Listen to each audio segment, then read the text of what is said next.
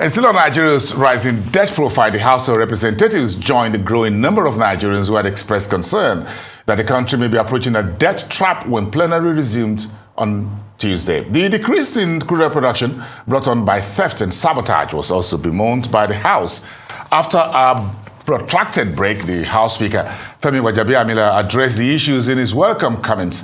Similar to this yesterday, the Senate President Ahmad Lawan welcomed his colleagues back from their 2-month yearly holiday while warning about the enormous crude oil theft in the oil-rich Niger Delta.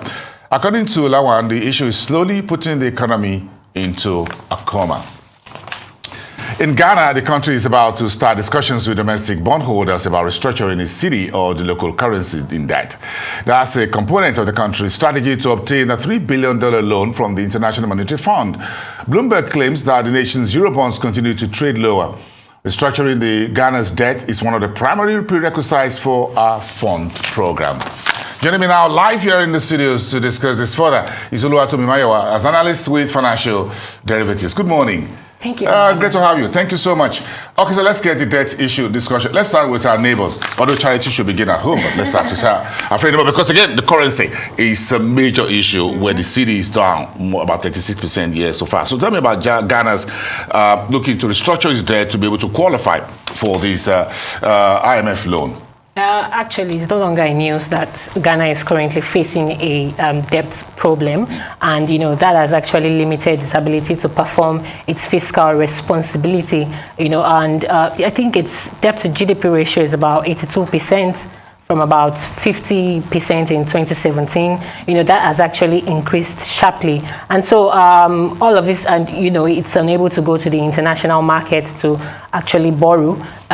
It's like you said, its Eurobonds are actually trading at weak levels in the international market. So all of this is actually happening where when inflation is increasing sharply, and the fallout from Russia and Ukraine war is actually having a negative impact on most of the citizens in Ghana, and then the governments they're unable to actually cushion that effect to reduce that impact and it's actually just reasonable for them to come to terms with the IMF by restructuring their debts. So that's why we're actually seeing that. I'm trying to understand the fundamental problems to Ghana's debt crisis. Do you have any idea? Well, what I've seen in times that they've always been carrying out budget deficit for a very, very long time.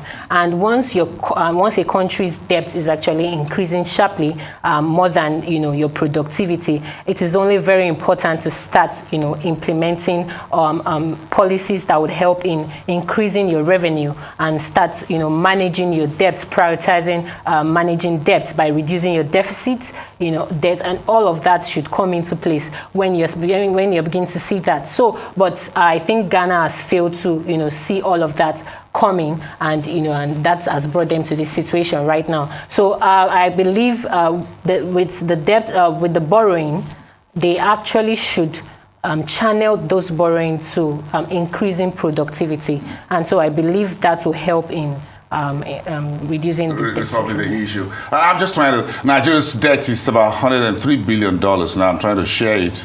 I don't have my scientific calculator here to find out how much belongs to you and how much I'm paying, but it's $103 billion. That's what we're owing. So what's your outlook on what reforms we need to scale back, even though we have a 40% self-imposed threshold, but we could do better than that? Well, talking about the debt situation in Nigeria, it's now clear that we have a debt management problem. And it's obvious that we have to start taking cognizance. We have to start taking measures to actually reduce our debt and also cut in our budget deficit. How can we better manage it? Deficit and all that. Yeah. How can we better manage it? So like, for example, we know how much subsidy is taken on the government budget. So and that has, if that there can be a gradual removal of subsidy, fuel subsidy, and like they've started on the electricity. We should do it in phases. Yes, and they've started with the electricity subsidy. They've started reducing that. So borrowing should also be channeled towards productivity.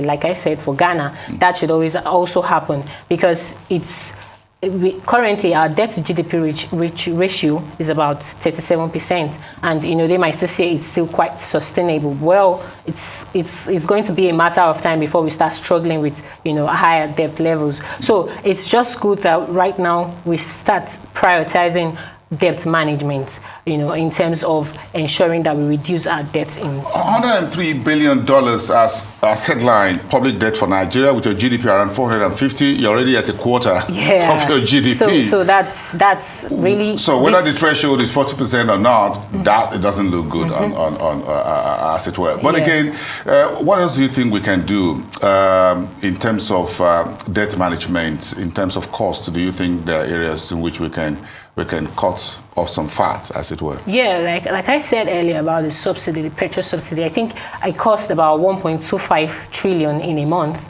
And so that has to, they pay that in a month. And I think in the first quarter of 2022, about over 100% of Nigeria's revenue was used to finance its debts.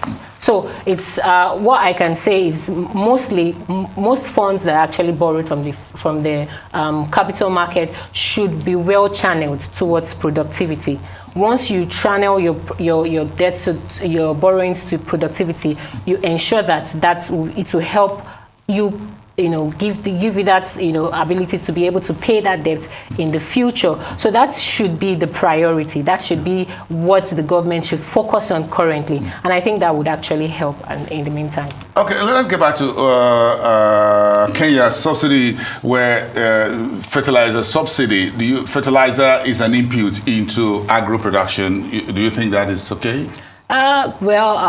This is actually coming at a time where Kenya is actually, they have high debt level. But then currently we know that the price of fertilizer has actually increased steeply because of the, coming from the war in Ukraine, and Russia is actually a top exporter of fertilizer, of which Kenya also imports from them. So it's only important for them to do that, because most farmers in Kenya have not been able to use fertilizer on their farmlands. Most of them had used smaller quantity, and that has actually resulted to lower output, agricultural output. So it's only expedient in order to cut food insecurity, in order to to settle that. It's only expedient that they actually bring in that subsidy. So that should help farmers use those. I don't know how you can shortchange fertilizer for the soil.